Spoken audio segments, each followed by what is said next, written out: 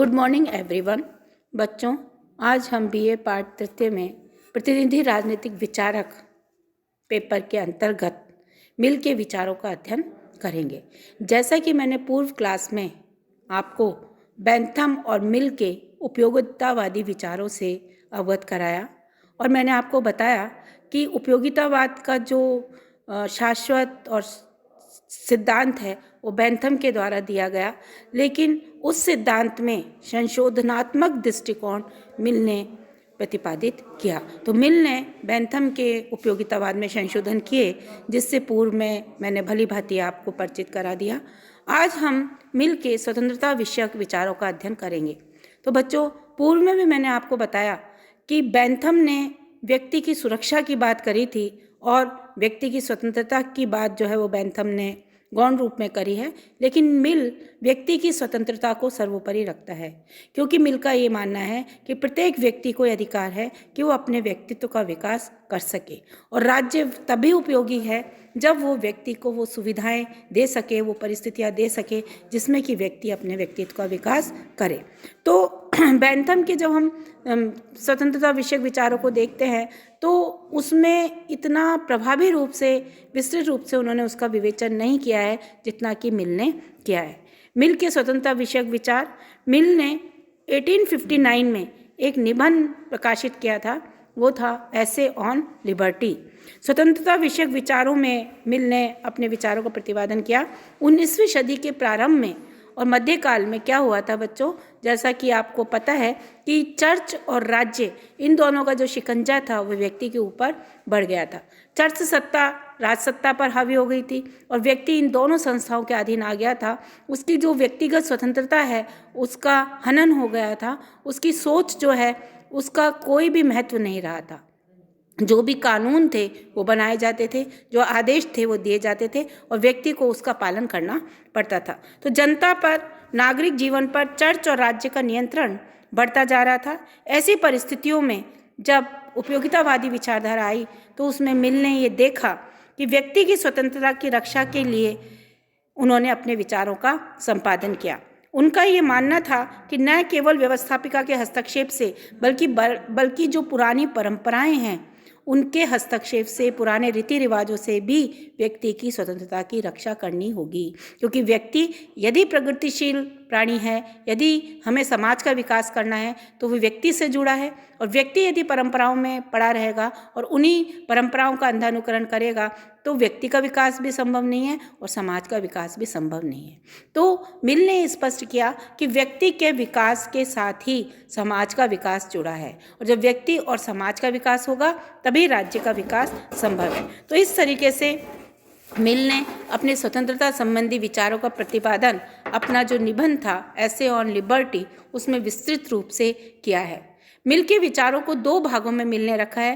पहला तो व्यक्ति की दृष्टि से और दूसरा समाज की दृष्टि से, है ना बच्चों। तो दो तरीके से उसने बात करी है। व्यक्ति की दृष्टि से मिल का ये मानना है कि व्यक्ति का उद्देश्य अपने व्यक्तित्व का उच्चतम और अधिकतम विकास करना है। राज्य को वो परिस्थितियां उपलब्ध करानी पड़ेंगी जिसमें कि व्यक्ति अपने व्यक्तित्व का विकास करे और व्यक्ति अपने व्यक्तित्व का विकास तभी कर सकता है जबकि उसको पूर्ण स्वतंत्रता दी जाएगी। तो मानव का मूल लक्ष्य तभी सफल हो पाएगा जबकि व्यक्ति को स्वतंत्रता दी जाए। क्यों बच्चों, एग्जाम्पल के रूप में आप पढ़ना चाहते हैं, आप कॉलेज आना चाहते हैं, लेकिन ये तो कह दिया कि बच्चों आप पढ़ो, आप अच्छे नंबर लाओ, अच्छा पढ़ो, आपको आगे अच्छी नौकरी करनी है, लेकिन उसके लिए यदि ये कह दिया कि नहीं आप घर से बाहर नहीं जा सकते, तो आप अपने इस उद्देश्य की पूर्ति किस तरीके से करेंगे। तो मिल का यही कहने का मतलब है कि व्यक्ति जब अपना विकास करना चाहता है तो उसको कुछ आवश्यकताएं होती हैं, उसकी कुछ अनिवार्यताएं होती हैं, उसको कुछ परिस्थितियां होती है जो कि उसको उपलब्ध करानी होंगी, तभी वो अपना विकास कर सकता है। तो उस पर किसी भी तरह की रोक जो है वो नहीं होनी चाहिए, उसको पूर्ण स्वतंत्रता होनी चाहिए कि वो अपने व्यक्तित्व का विकास करे। दूसरा आधार समाज की उन्नति एवं विकास से संबंधित है। समाज, जैसा कि आप जानते हो बच्चों, किससे बनता है समाज? समाज तो एक संस्था है, वो तो अमूर्त संस्था है, उसको मूर्त रूप कौन प्रदान करता है? व्यक्ति प्रदान करते हैं। तो समाज व्यक्तियों से मिलकर बनता है। अतः समाज की उन्नति के लिए आवश्यक है कि व्यक्ति को विचार एवं कार्य की स्वतंत्रता दी जाए। जब व्यक्ति अपनी स्वाभाविक प्रवृत्तियों के आधार पर विभिन्न दिशाओं में आगे बढ़ते हैं तो उसका खुद का विकास होता है और व्यक्ति के विकास के साथ साथ ही समाज का विकास जुड़ा हुआ है। तो इस तरीके से समाज अपने लक्ष्य को तभी प्राप्त कर सकता है जबकि वो व्यक्ति को पूर्ण स्वतंत्रता देगा। तो इस तरीके से उन्होंने दो पक्ष पर जोर दिया है निबंध में। दो तरह की उन्होंने स्वतंत्रता की बात करी है मिल ने। एक तो है विचार स्वतंत्रता, एक कार्य स्वतंत्रता। मिल विचार स्वतंत्रता का कट्टर समर्थक है। उसका ये मानना है कि अभिव्यक्ति की स्वतंत्रता जो है वो सभी के पास होनी चाहिए। हर व्यक्ति को विचार अभिव्यक्त करने का अधिकार है। इस संदर्भ में मिल का मानना है कि हम सत्य को केवल तर्क वितर्क के माध्यम से ही जान सकते हैं एवं विचारों के संघर्ष में हमेशा सत्य की ही जीत होती है। तो मिल ने ये स्पष्ट किया है कि हम ये नहीं कह सकते कि कोई विचार पूर्ण रूप से सत्य है और कोई पूर्ण रूप से असत्य है। जो सत्य है उसमें आंशिक मिथ्या भी हो सकता है, जो असत्य है उसमें आंशिक सत्य भी हो सकता है। लेकिन मिल का ये मानना था कि प्रत्येक व्यक्ति को विचार और अभिव्यक्ति की पूरी स्वतंत्रता होनी चाहिए। राज्य के द्वारा किसी की भी प्रकार की विचारधारा और अभिव्यक्ति पे किसी भी तरह का रोक नहीं होना चाहिए, उसका दमन नहीं करना चाहिए, क्योंकि यदि हम विचारों का दमन करते हैं तो सत्य का दमन करते हैं।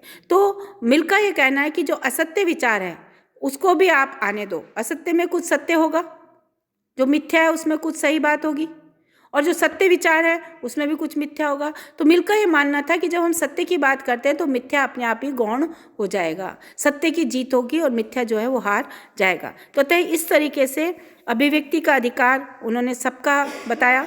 और उनका ये मानना था मिल का कि यदि 100 व्यक्ति हैं, उनके विचारों को हम बहुमत के विचार को मान रहे हैं और एक व्यक्ति यदि उनसे अलग है तो उस एक व्यक्ति के विचार को भी महत्व देना होगा।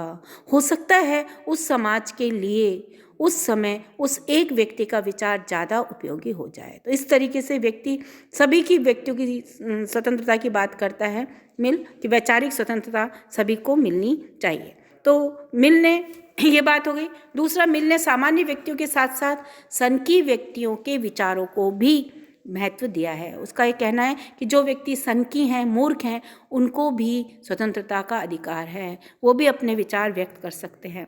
क्योंकि मिल का ये कहना है कि एक समय जिनको सनकी समझा जाता था वो बाद में बहुत बुद्धिजीवी साबित हुए और जिनको कि पूज्य माना जाता है। जैसे कि सुकरात के लिए कहा जाता है था कि वो सत्य की खोज कर रहे हैं और वो हर किसी से प्रश्न पूछते थे और उन प्रश्नों के आधार पर वो स्वयं सेटिस्फाई होते थे और आगे वो सुधार करना चाहते थे। और यही कारण है कि सुकरात का जो शिष्य था प्लेटो, उसने अपने सुकरात की धारणा पर ही अपने विचारों का प्रतिपादन किया। उन्होंने भी सुकरात के धारणा को लेकर एक सत्य प्राप्ति की खोज जो है वो शुरू करी। तो इसी तरीके से ईसा मसीह जो थे वो भी सनकी माने जाते थे, लेकिन उनको भी काफ़ी उनके विचार जो हैं बहुत ही ओल्ड टेस्टामेंट है, न्यू टेस्टामेंट है, उसमें वो संग्रहित है और बहुत ही प्रमुख है। तो इस तरीके से मिल ने कहा कि सनकी व्यक्ति को हम छोड़े नहीं। हो सकता है 10 व्यक्ति यदि विद्वान हैं, एक व्यक्ति यदि मूर्ख है, तो उस एक व्यक्ति का विचार ज़्यादा उपयोगी हो सकता है, ज़्यादा भारी पड़ सकता है उन 10 व्यक्तियों पे। तो सनकियों को भी स्वतंत्रता, वैचारिक स्वतंत्रता देने के पक्ष में था मिल।